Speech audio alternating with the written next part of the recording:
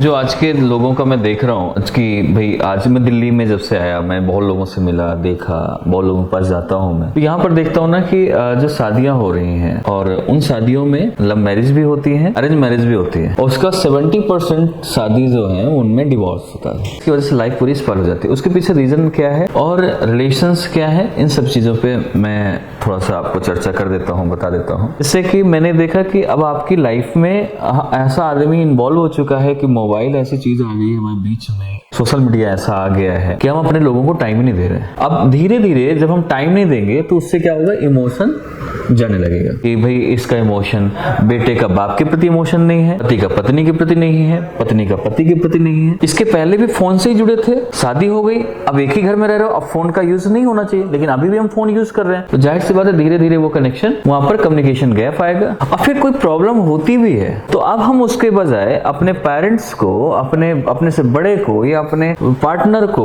हम बताने के बजाय हम व्हाट्सएप स्टेटस लगाते हैं। अब वो फीलिंग जो सैड थी, अब आपके क्या कर रहे हैं, फ्रेंड्स जो हैं, जो आपके पहचान के रिश्तेदार फ्रेंड्स जो भी आपको फॉलो कर रहे हैं, आप उनसे जुड़े हो ज्यादा, अब वो आपकी प्रॉब्लम आपके और आपके पार्टनर के, आपके बेटे के, आपकी बेटी के बीच का प्रॉब्लम नहीं सुनेगा, वो आपको सोल्यूशन देगा। सोल्यूशन उसको भी नहीं मिला लेकिन वो आपको सोल्यूशन दे रहा है जो उसको लग रहा है कि मेरा ठीक हो जाएगा। तो उस सोल्यूशन में आपकी फैमिली से आप कटना शुरू हो जाते हैं। धीरे धीरे वहां पर डाइवोर्स होना। इसका सीधा सा एग्जांपल है, मेरे एक बहुत जान में थे, कर्नल थे वो, और उनका बेटा हरिद्वार, वो देहरादून में आर्मी स्कूल में वो पढ़ रहा था, 12th में था। और ये एक मोबाइल कम्युनिकेशन गैप की वजह से हुआ क्या, बेटे को लगा कि बाप सिर्फ और सिर्फ पैसा देने की मशीन है।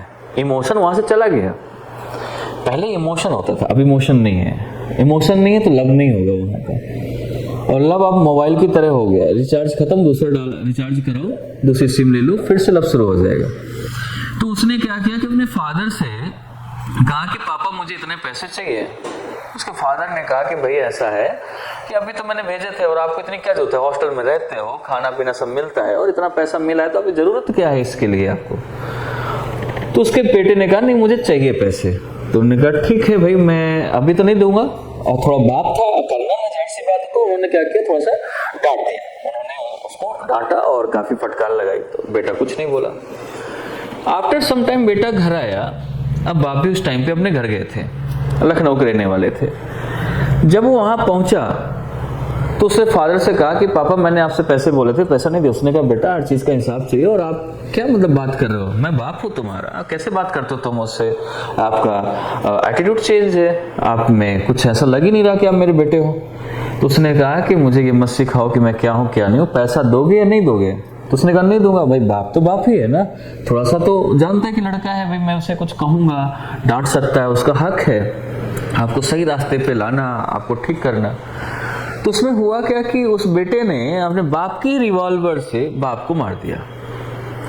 अब यहां पर प्रॉब्लम ये नहीं कि वो अपने बाप के बारे में, क्योंकि छोटे से हॉस्टल में है, इसके बाद मोबाइल उसके पास पहुंच गया, इमोशन तो है ही नहीं, लव तो है ही नहीं, पेरेंट्स के साथ उसने टाइम ही नहीं स्पेंड किया। सेम आज की हमारी ये मैरिड लाइफ है, वो भी ऐसे ही होती जा रही। मैरिड लाइफ में भी यही है कि धीरे धीरे यहां से दूर होता जा रहा है।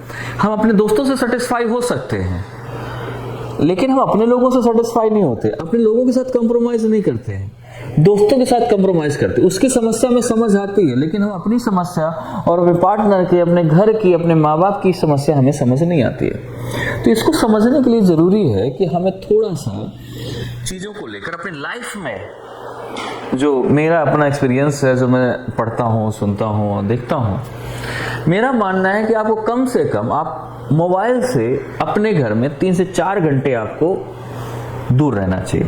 1-2 घंटे अपने लिए दो टाइम, फैमिली से भी दूर, अपने लिए एक बैठो, कमरे में बैठो, सोचो उसके बारे में और अपने बारे में सोचो कि मैंने दिन भर में क्या किया और लाइफ में आगे क्या करना है, कहां पर मैंने गड़बड़ी की, कहां पर मैंने ठीक किया और क्या चीजें मुझे और भी ठीक करनी है अपनी लाइफ में। जब ये आ जाएगा तो हम धीरे धीरे ऊपर की तरफ अपने लिए सोच पाएंगे कि मेरी लाइफ में है क्या चीज।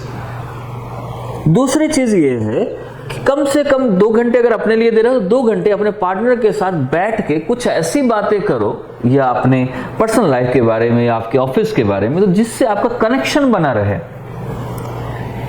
क्योंकि मैं इसको देख रहा हूँ। मैं जैसे मेट्रो से आना जाना करता हूँ या आता हूँ जब कभी, मैं उसमें ये देखा कि अगर आपके सामने मैं जैसे 20 लोग खड़े हैं, एक हाथ से पकड़ा लेकिन एक हाथ में मोबाइल चल रहा है, बगल में बैठा है मोबाइल चल रहा है, ये इतनी बड़ी बीमारी है आज के डेट में।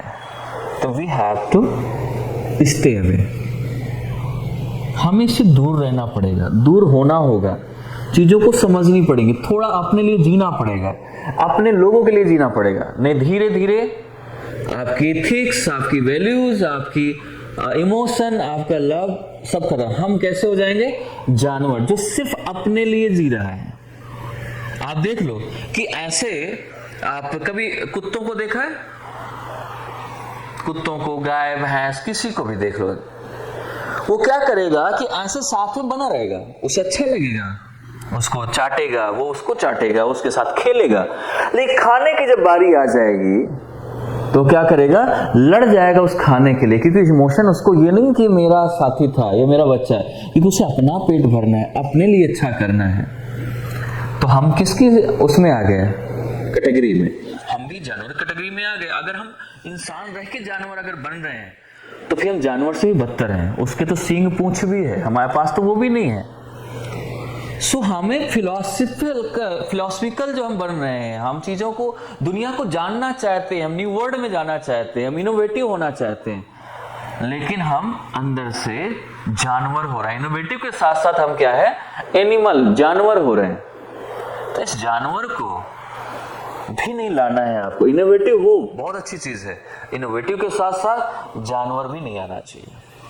चाहे जिस फील्ड में देखो, आजकल पॉलिटिक्स में भी इमोशन, रिस्पेक्ट गायब है।